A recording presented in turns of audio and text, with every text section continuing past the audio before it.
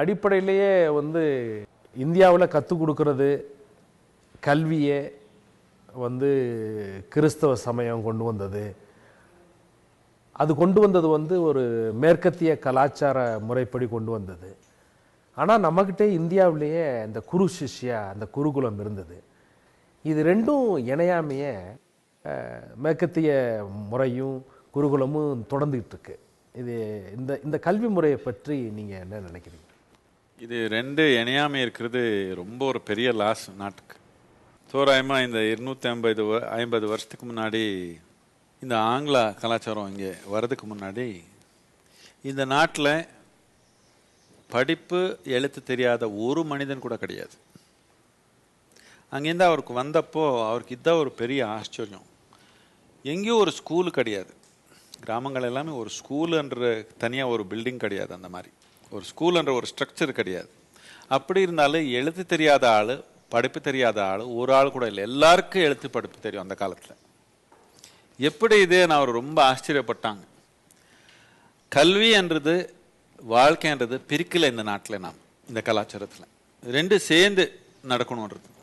நான் 6வது கிளாஸில் இருக்கிறப்போ ஸ்கூலில் இந்தியா பிரசிடெண்ட் இருந்துட்டாங்க.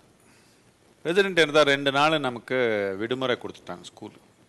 அப்போது நாம் எல்லாம் ஃப்ரெண்ட்ஸ் எல்லாம் உட்காந்து நாம் டிஸ்கஷன் நடக்குது. பிரசிடெண்ட் சத்துட்டாங்க, 2 நாள் நமக்கு விடுமுறை கொடுத்துட்டாங்க. பிரைம் மினிஸ்டர் சத்தா எவ்வளோ நாள் கிடைக்கும், சீஃப் மினிஸ்டர் சத்தா எவ்வளோ நாள் கிடைக்கும், நம்ம எல்லாம் கணக்கு போட்டுக்கிறோம். இந்த வருஷத்தில் யார் யார் சத்தா நல்லாயிருக்கும் நமக்கு. எதுக்கு ஸ்கூலுக்கு போகிற ஒரு அனுபவம் இவ்வளோ ஒரு கஷ்டமானா எப்படியோ தப்பிச்சுக்கணுன்ற மாதிரி ஒரு இருக்குது அன்றது எனக்கு எப்பவுமே இருந்தது. எனக்குன்னா ஏதோ ஒன்று புரிஞ்சுக்கொண்டுற ஆர்வம் பிரதி ஒரு மனிதனுக்கு இருக்குது. புரிஞ்சப்போ ஏதோ ஒன்று புதுசாக புரிஞ்சப்போ அவனுக்கு ஒரு ஆனந்தகரமாக இருக்குது. ஆனால் ஸ்கூல்னா எதுக்கு இப்படி ஆயிடுச்சு? சொல்லிக் கொடுக்குற முறையில் தானே இருக்குது. அந்த முறை மாற்றிக்கணும்னு நாம் இப்போ இந்த ஹோம் ஸ்கூல்னு உருவாக்கணும். இது எப்படி பண்ணோன்னா, நாம் ஒரு 20 குழந்தை, ஒரு 2 பேர் சாமானியமாக கணவன் மனைவி இந்த மாதிரி இருக்கிறவங்க ஒரு 2 பேர் அவருக்கு இன்சார்ஜை போடுவோம். ஸ்கூல் ரூமும் அங்கேயே, அவர் இருக்கிறது அங்கேயே ஒரு பெரிய வீடு, அங்கே தான் படிச்சுக்கிறது. வெறும் சயின்ஸ் லேபரேட்டரிக்கு, பிளே கிரவுண்டுக்கு, லைப்ரரிக்கு மட்டும் தான் வெளியே போகிறாங்க. இல்லைன்னா ஸ்கூல் அவருக்கு அதுக்குள்ளே தான்.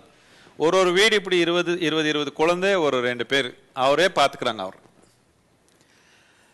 வாழ்கிறதுக்கு கல்விக்கு வித்தியாசம் இருக்கக்கூடாது. இதுதான் குருகுலத்துடைய நோக்கம். வாழ்கிறதே ஒரு கல்வி ஆகலைன்னா நமக்கு வாழ்க்கை முறை கற்றுக்க மாட்டோம், வேற ஏதோ கற்றுக்குறோம். அதனால ஏதோ பதவி கிடைக்கலாம், அந்தஸ்து கிடைக்கலாம், ஆனால் வாழ்கிறது எப்படின்னு புரியாமல் நமக்கு போய்க்குது. மேற்கத்திய கலாச்சாரத்தில் அந்த பிரிவு ரொம்ப அதிகம்.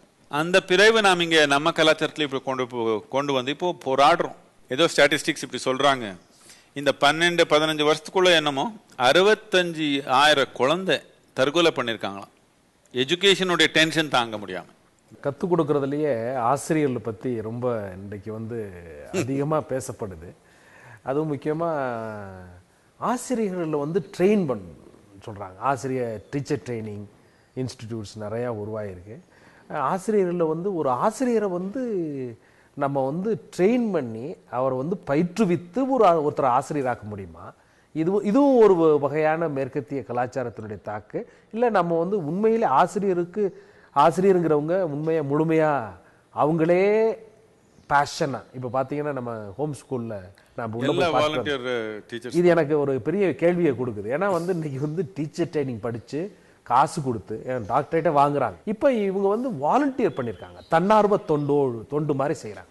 ஆனால் வெளியே பார்க்குறம்போது இது வந்து ஒரு பெரிய ஒரு தொழிலாகவும் வியாபாரமாகவும் இது எப்படி அவங்க செய்கிறாங்கன்னு எனக்கு புரிய மாட்டேங்குது. 3 விஷயம் நம்ம சமூகத்தில்: கல்வி, ஆரோக்கியத்துக்கு சம்மந்தப்பட்ட விஷயம், ஆன்மீகம். இது 3 நாம் எப்பவுமே வியாபாரம் பண்ணக்கூடாது. இது 3 வியாபாரத்து நோக்கத்தில் போயிடுச்சுன்னா அந்த சமூகம் கீழ் நோக்கி தான் போக முடியும். கல்வின்றது வெறும் இன்ஃபர்மேஷன் இல்லை. ஒரு குழந்தை வளர்கிற நேரம், அந்த நேரத்தில் எப்படி வளர்றான், எந்த மாதிரி சூழ்நிலையில் வர்றான், யாருடைய இன்ஃப்ளூயன்ஸில் வளர்றான்றது ரொம்ப ரொம்ப முக்கியமானது. இப்போ எஜுகேஷன்ன்றது முக்கியமாக இன்ஃபர்மேஷன் பேஸ்ட் ஆகிடுச்சு, இன்ஸ்பிரேஷன் கிடையாது. எவ்வளோ இன்ஃபர்மேஷன் இருந்தாலும் தேவையான ஒரு புத்துணர்வு, ஒரு தூண்டுதல் மனிதனுக்குள்ளே பிறக்கலைன்னா அவன் ஒன்றும் பெரிய சாதனை ஒன்றும் பண்ண மாட்டான். இன்ஃபர்மேஷன் வச்சு என்ன பண்ணிக்க போகிறோம்? புத்தகத்தில் இருக்கிறது மனத்தில் வச்சு என்ன பண்ணிக்கிறது? எல்லாம் கம்ப்யூட்டரில் இருக்குது, இப்போது இன்டர்நெட்டில் இருக்குது. அது எல்லா இடத்தையும் நம்ம மூளையில் வச்சு என்னன்னு பண்ணிக்க போகிறோம்? அதுக்கு ஒரு தூண்டுதல் இருந்தால் தானே, அந்த தூண்டுதல்ன்ற தீ நமக்குள்ளே பிடிச்சா தானே நாம் அது வச்சு ஏதோ ஒன்று உருவாக்குறதுக்கு, 10 பேருக்கு உபயோகமாக இருக்கிற மாதிரி பண்ணுறதுக்கு, இல்லை நம்ம வாழ்க்கைக்கு உபயோகமாக இருக்கிற பண்ணுறதுக்கு ஒரு வாய்ப்பு இருக்கும். ஆனால் அந்த தன்மை எஜுகேஷனில் ரொம்ப குறைஞ்சு போயிருக்குது. இது வெறும் எஜுகேஷனில் நடக்கல, ஜென்ரல் கல்ச்சர்லேயே நடக்குது. எல்லாமே பொருளாதாரத்தை நோக்கி போகுது. நாட்களே முழுமையாக பொருளாதாரமே ஒரே ஒரு பேசிக் பிரின்சிபலாக வச்சு நாட்களே நடத்துகிறாங்க. இப்போ உலகத்தில் எந்த ஐடியாலஜியும் கிடையாது, கம்யூனிசம் கிடையாது, கேபிட்டலிசம் கிடையாது, ஒன்றும் கிடையாது, பணம் மட்டும்தான். எப்போ இந்த மாதிரி நம்ம சமூகம் உருவாக்குறோம், எஜுகேஷன் அந்த நோக்கத்தில் போகுது, ஹெல்த் சர்வீசஸ் அந்த நோக்கத்தில் போகுது, ஆன்மீகமும் போகிறதுக்கு ஏங்குது கொஞ்சம்.